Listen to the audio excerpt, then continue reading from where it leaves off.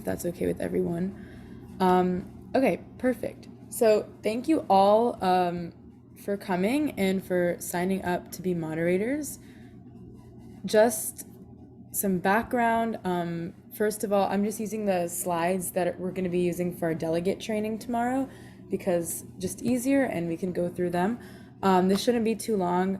I assume everyone's familiar with Model UN to some degree, and like you can just like give a little thumbs up or reaction if you are, because then we won't have to spend so much time like talking about basic Model UN stuff.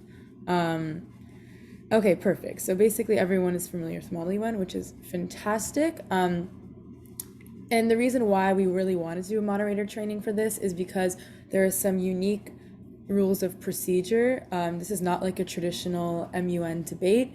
We've added some unique elements, and it's like kind of like the first of its kind that we're doing. So we want to make sure everyone knows how it's going to work and can be there for the delegates to answer any questions and help move things along. So I'm Zoe, by the way. I am helping lead this initiative. I've been working with MUN Impact for like, is it like maybe 6 years? Not 6 years, like four or 5 years, I think, at this point. I was previously the Global Secretary General, and I also led the university team and a bunch of other things. And then I think there are 2 other MUN Impact leaders that have been involved in planning this initiative, Mustafa and Dare. So they're also here to answer any questions that you may have, and they're also familiar with this initiative. And just like another quick like show of hands or reaction, if you have been involved in MUN Impact, you can like give a little like reaction or a party sign just so we know who's new and who's not. Okay, awesome. So we have a couple new people, so I want to thank you, like if you are new, for getting involved in MUN Impact, and there's so many more opportunities down the line for you to get involved with our leadership and stuff. So I guess we'll just do, like, for those who aren't familiar, MUN Impact is a global community that believes in the power of Model UN to like inspire action for the Sustainable Development Goals. So the SDGs are really the center of everything we do, and we're essentially a completely youth-run organization. All of our programs are run by college students or university students or high school students, and even like some middle school students as well. And we have tons and tons of programs. And like if you're interested, you can email any of us after, and we'll be happy to connect you. But that's the basics of MUN Impact, and it is an NGO, and we do have like observer status and partnership status with the UN Department of Global Communications, which is very cool. And these are just some more of our values. We believe in like youth and the power of youth to enact change, and that's why we're mostly youth run. And we really want to empower students from all backgrounds to take action on a variety of different issues related to the SDGs. And that's why we really have a global community with students from over 180 countries, I believe, participating in and leading our programs. So we're really excited to have you here. And these are just some of our programs. Some of these are a little outdated. So if you want like updated list of our programs, you can see our website or ask any of us. But we have tons and tons of opportunities to get involved, either with more MUN-based programs or SDG action-based programs as well. And this SolveClimaete initiative is in partnership with One Shared World. One Shared World is another organization that really believes in the idea of interdependence. And kind of what that means is that whatever actions like we're taking on one side of the world will impact people on a different side of the world. And I think that's so important with climate as a whole. And One Shared World really believes in bringing people from all backgrounds together to solve our common challenges.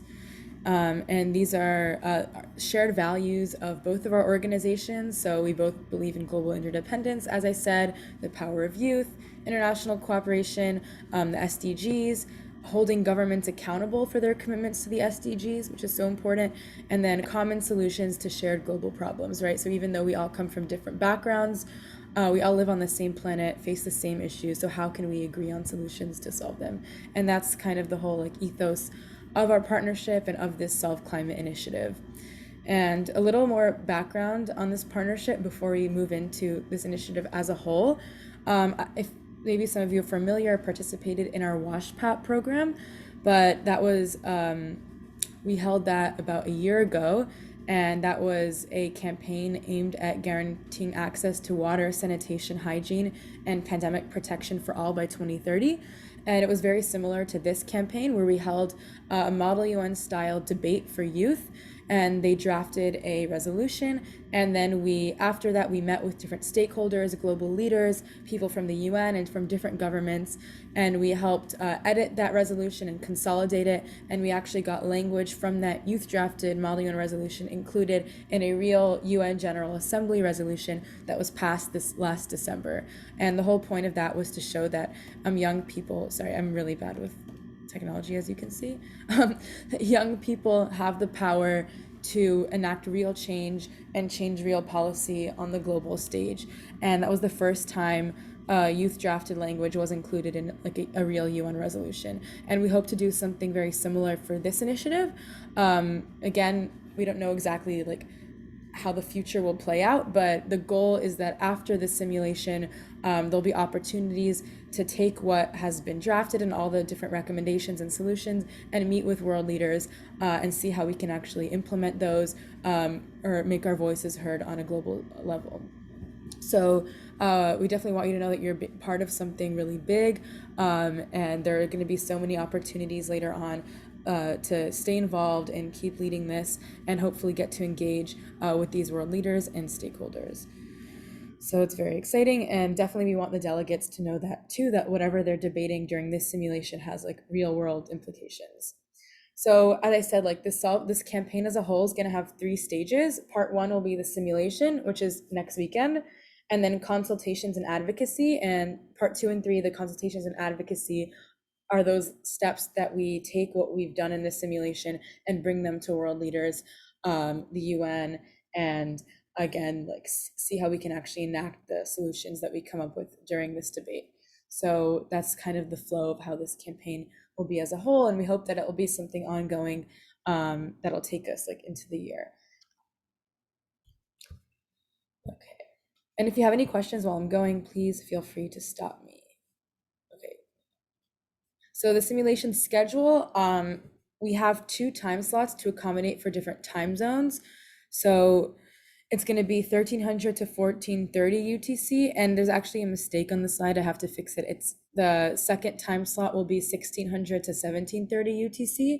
So I believe everyone specified like in the sign up form which session they want to moderate based on like your time zone. But if you have like a new preference or something has changed, please let me know so we can assign you to the correct time session. And the debate will be 90 minutes on July 23rd and then another 90 minutes on the 24th at the same time. So like if you are moderating the 1300 UTC session, it'll be 1300 UTC on July 23rd and then the same time on the 24th for 90 minutes. So pretty short. It's like 2 days, but only an hour and a half each day. And what else? The second day, well, I'll explain actually the days later on as we move through, as not to confuse anyone. But let me know if you have any questions about the time slots and the dates and what is happening there. And if you have trouble like converting to your time zone, you can just like do a Google search, Eastern time to UTC, and it will let you know what time that is. And I can also help you figure that out if you have a doubt. So this is just like a topic introduction. I'm not going to go through all of this because I'll send this out later and you can kind of read it on your own time. But the whole point of this initiative, again, is to like galvanize youth around what it takes to actually solve the climate crisis, right? So obviously we know that climate crisis has been going on for so many years and nothing's really been done at all. It's in fact getting worse. And every year like world leaders gather to discuss this and to pass different declarations and to come up with solutions like the Paris Agreement and whatnot. But as we can see, like none of that has actually worked and no one's actually taking action. So our goal here is to actually think about what actionable things can governments and individuals on the ground, companies do to really make a change and not just continue talking and say, oh, we're going to do this, we're going to do that. What can actually be done? And we really want to explore like the structural problems that block solutions.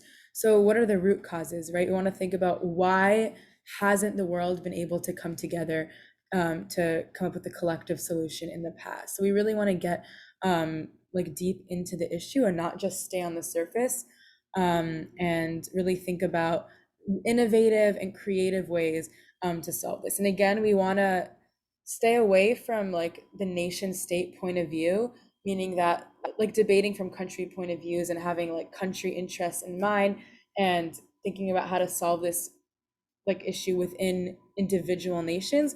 But we want to think about the fact that we're all on the same planet, and forgetting about the constraints of borders. What can we all do together to solve this? What can everybody agree on? And that's kind of the main idea here that we want to push for delegates. And if you have any questions on that, again, let me know. So this is just like another overview about the debate, but you may be wondering, if delegates aren't representing countries, what are they going to be representing? And that's where we kind of stray from Model UN. For this simulation, delegates are going to be representing specific stakeholder groups. So we'll get to what that means in a couple slides. But essentially, these are groups of people that have a stake in this climate issue, right? Either like the jobs that they do relate to like the earth and have either like contributed to climate change or are working to solve climate change. But they're going to be debating all different types of people that are affected by this issue and have different point of views on how to solve it. And they're going to develop action plans outlining steps that can be taken to prevent the increase in global average temperature from increasing more than 1.5 Celsius above pre-industrial levels. So that's like a fancy way of saying, developing action plans to stop climate change. But that's like the official language that we have there. And if any of this is confusing, like, please stop me. So again, our goals, we want to think boldly and creatively about a solution that actually solves the issue, top down, bottom up. So that's, again, like more fancy words. And we really want to challenge the dominance of the nation state centered decision making, right? So we really want to think about shared planet and how we all are on this earth together and that we're not like countries competing. So we really want to forget about like country like constraints for this process. It should be inclusive, empowering, and sustainable, right? So the solutions we come up with shouldn't be like one-time things. They should be creative solutions that can have a lasting impact. And we want to make sure that this resolution is really detailed and that it's like a systemic response to a global systemic challenge. So again, like more fancy language, basically just meaning super detailed and actionable, with really clear steps on how to solve this problem. And I think the most important thing is like the recommendations that are going to come out of this, because those are really going to be presented to like world leaders. So we need to make sure that the solutions delegates are coming up with, again, are really detailed and actionable. And your job will be to guide delegates in that direction. So I'm not going to go through each individual guiding question because I'll send this to everyone after so they can review it, but please make sure you're familiar with all the guiding questions, because we don't want debate to get off topic, and all like moderated caucuses that delegates propose and all debate as a whole should relate back to these guiding questions. So we really want to make sure that that's driven home, because these are really important in framing the debate. So please like review these questions and make sure that you're familiar with them. So when the simulation happens, you can, again, like push delegates back to these questions and make sure that everything they're discussing relates to them somehow. So special rules of procedure. This is like the main reason why we wanted to have this training, is to really go over how this is different from Model UN. So like normal Model UN, debate's going to open with opening speeches for each delegate. So that's normal, and debate will be conducted in moderated and unmoderated caucuses. So again, like other normal Model UN thing. So no changes there, but the delegates will be debating within their stakeholder groups. And drafting recommendations within those groups. What does that mean? Well, that's kind of like the committee that delegates are going to be in. So delegates are going to be split up, I believe, into 5 stakeholder groups. So you're going to be assigned as like the chair for one of those groups. They're going to have a separate Zoom link and a separate Zoom room, and they're going to be debating within those groups. And then on the second day, all stakeholder groups will come together and merge the recommendations that they drafted individually and vote on this final draft. And the hope is that all these recommendations are going to be passed with consensus, meaning every delegate should vote yes. So the goal is to discuss them so much and to like really do a good job in the drafting process that all delegates will agree on the recommendations in the end, right? So all like disagreements and negotiations should happen before the voting process. So delegates reach a compromise and everyone votes in favor, because we believe that's really important when talking about the climate issue. We can't solve climate change unless every single person on this planet basically is on board with the solutions. Because again, like we live in one shared planet, and like if one person doesn't comply, then that can really affect again like the environment for everyone as a whole. So we want to make sure that in the spirit of this, everyone is agreeing on these solutions. So I want to talk a bit more about how the stakeholder groups are going to work. So these are the 6 stakeholder groups: agriculture, energy, industry, government, civil society, and knowledge workers. So we kind of narrowed it down to these 6 groups, and we think that these groups all have a really important role to play in solving the climate crisis. Each of these groups is affected by the climate crisis, and they all have an interesting point of view to bring to solutions. So what's going to happen is each delegate will be assigned to one of these groups, and on the first day, they're going to be going into, again, like a committee room of just delegates within that stakeholder group. So agriculture will have one Zoom room, industry will have another, and they're going to debate how to solve this climate issue from like the point of view of agricultural workers or from government workers, or people in like the energy industry. So each group is going to have a very different way of solving it and very different issues within the overall like umbrella topic of climate that they want to solve. And that's going to be on the first day. And they're all going to come out with recommendations that they drafted within their stakeholder groups. And then on day 2, everyone's going to come together. So all delegates from all of these stakeholder groups are going to be in the same committee, and they're going to present their recommendations to the group. So maybe like 2 to 3 delegates, I would say, or maybe depending on the size, like 2 to 5 delegates from each stakeholder group will present the recommendations, so like read them out essentially to the group as a whole, and then everyone together will discuss how to merge all their recommendations into one final document that they can all agree on.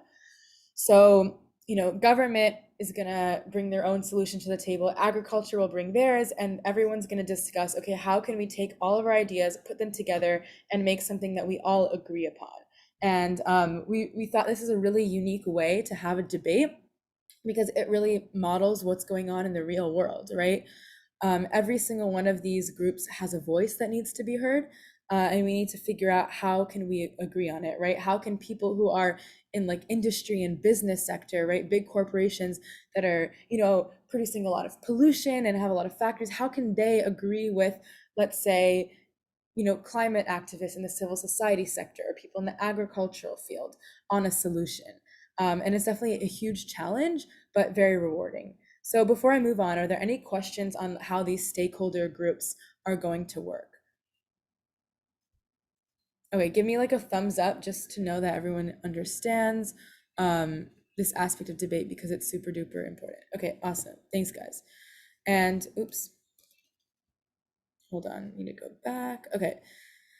So this is like the flow of debate that I mentioned before. So day 1, opening speeches. This is all within the stakeholder groups, right? Moderated and unmoderated caucuses to discuss the issue, and then drafting of recommendations. So if you're familiar with like THIMUN procedure, you probably know that delegates bring their like solutions beforehand, and then like the resolution is already created, but we're not doing that for this debate. They're actually going to be working to draft the recommendations like during the committee session. So during an unmoderated caucus, for example, delegates will be working on these recommendations, and we'll have a Google Doc that they can all work on and collaborate with.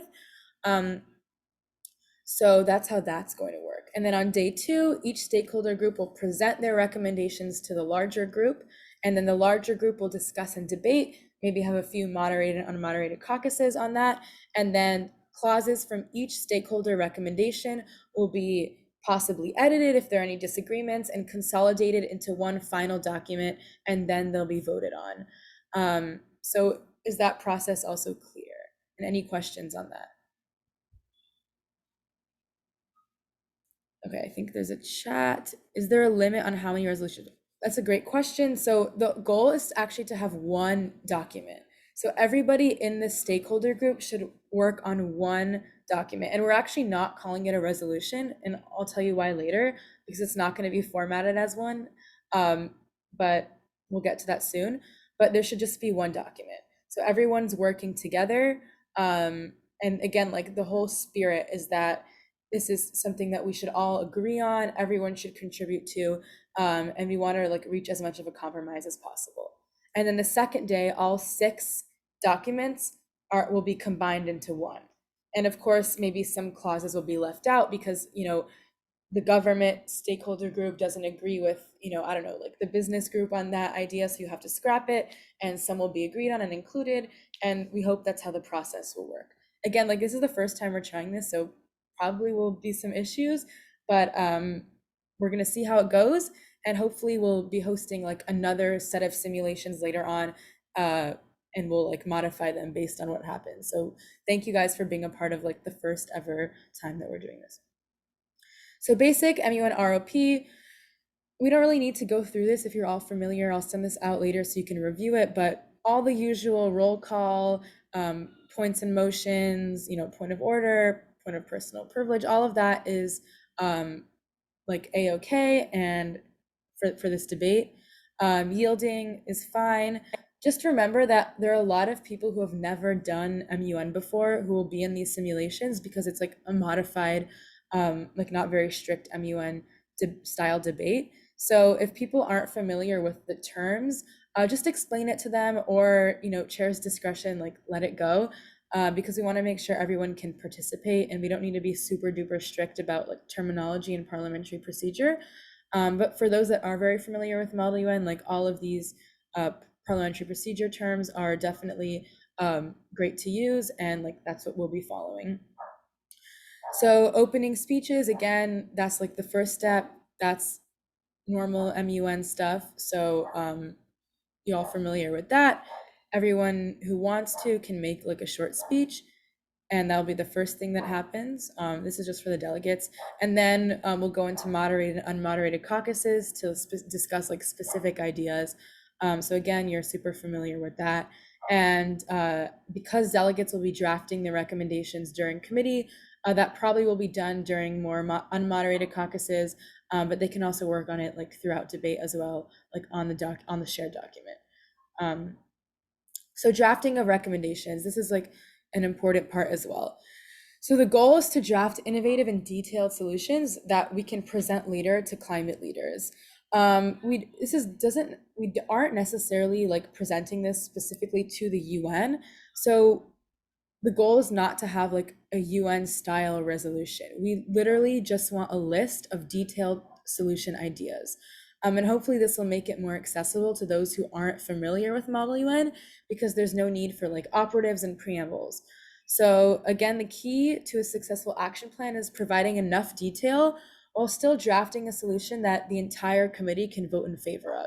And that's the challenge here, right? We want it to be detailed enough that we can later show this to world leaders and it can be implemented, but we also want everyone to reach a compromise.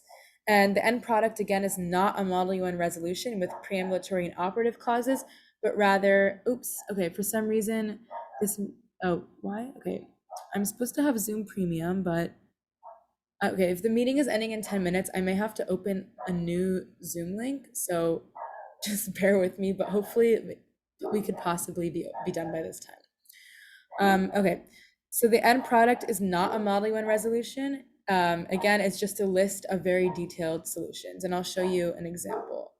This is just advice for delegates on how to like draft a detailed solution, so we can skip that.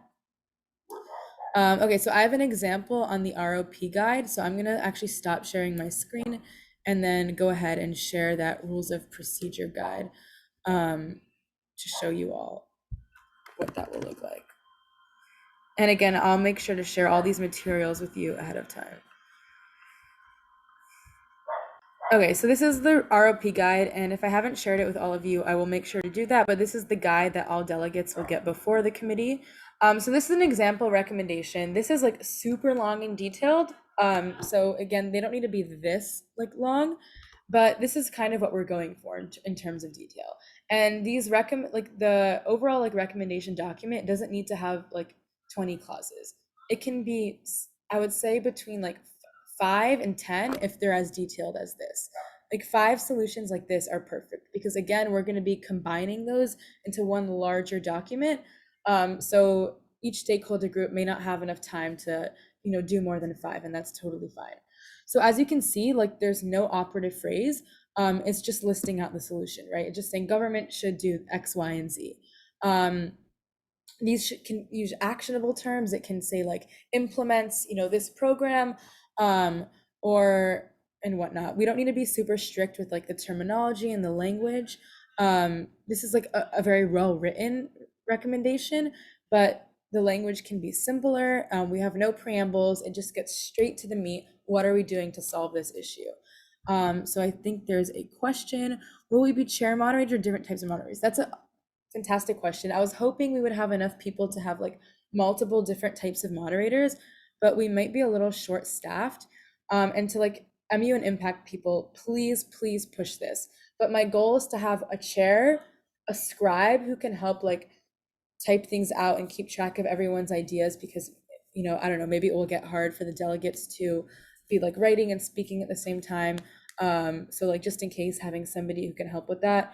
And then an additional moderator to like be a co-chair, moderate the chat, share screen, and like handle a timer and do stuff like that. So those are the 3 roles that I would love to have.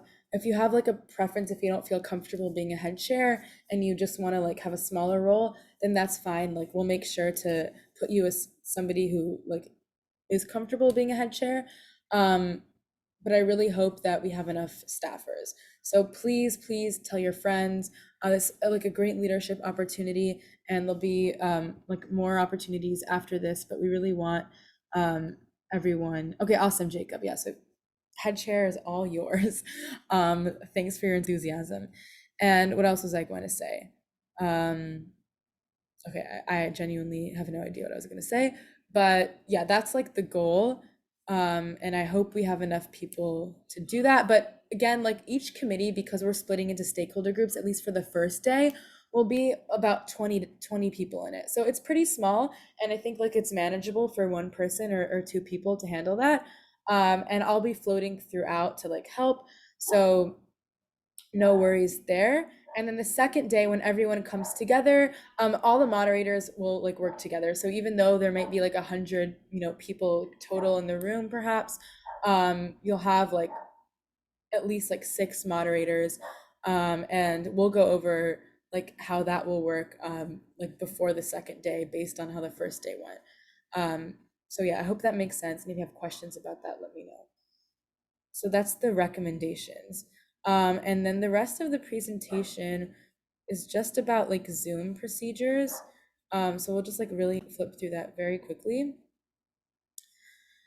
But again, I mean, I'm sure you all are familiar about virtual debate, unmuting, cameras on. Please like make sure your camera can be on during the debate because we want to encourage delegates to also turn theirs on and participate. A lot of times like delegates are shy, they keep their cameras off, they don't want to speak. So we really want you guys encouraging them to share their ideas. If you see delegates that have been really quiet throughout, messaging them and asking if they need any advice or giving them ideas on what to say is a great idea.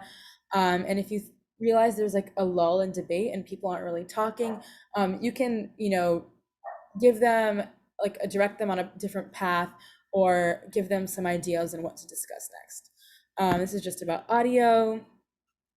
So for voting, which again, we won't be voting until day 2, so you won't need to worry about this just yet. but we'll probably like either use the yes or no buttons or just doing like raise hand.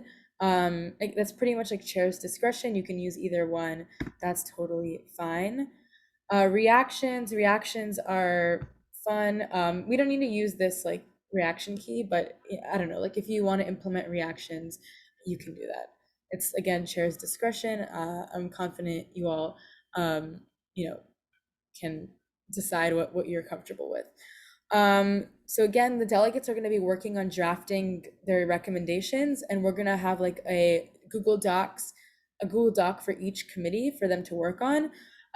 So when delegates are working on it, like either the scribe can share their screen, or like you can share your screen, or we'll give delegates permission to share their screen so they can collaborate together. And then the second day, when we're presenting the recommendations, you can share them on your screen and do like a split screen as you see here and go through that. And I believe this might be the last slide. Yeah. Okay, awesome. So we are finished pretty quickly. I know I zoomed through that. It was a ton of information, but I'm going to send everything out, including the recording, so you can all review it. But before we get off, are there any questions from anyone? And does anyone from like MUN Impact who's like working on this initiative want to also like jump in and share anything? Feel free to do so as well.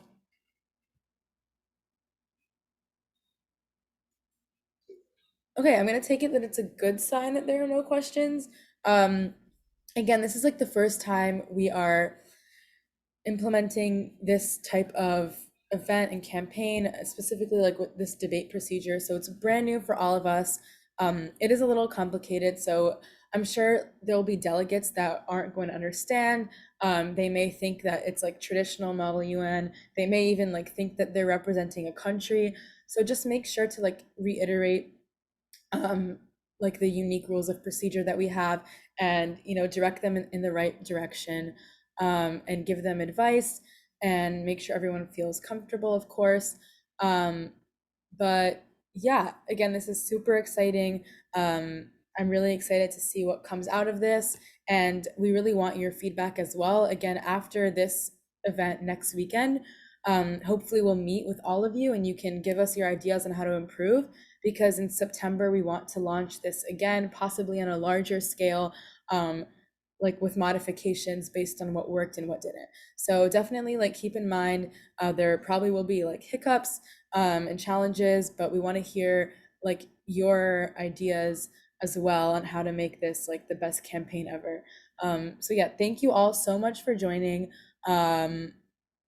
Enjoy the rest of your day. And if you have any doubts like this week leading up to the simulation, please reach out. And of course, reach out with like any preferences you have for moderator positions. And we will start grouping you all into moderating teams and giving you your like stakeholder group assignments as well, sorry, in the next like 1 or 2 days. So I will let you all know, but the Zoom meeting has like less than a minute.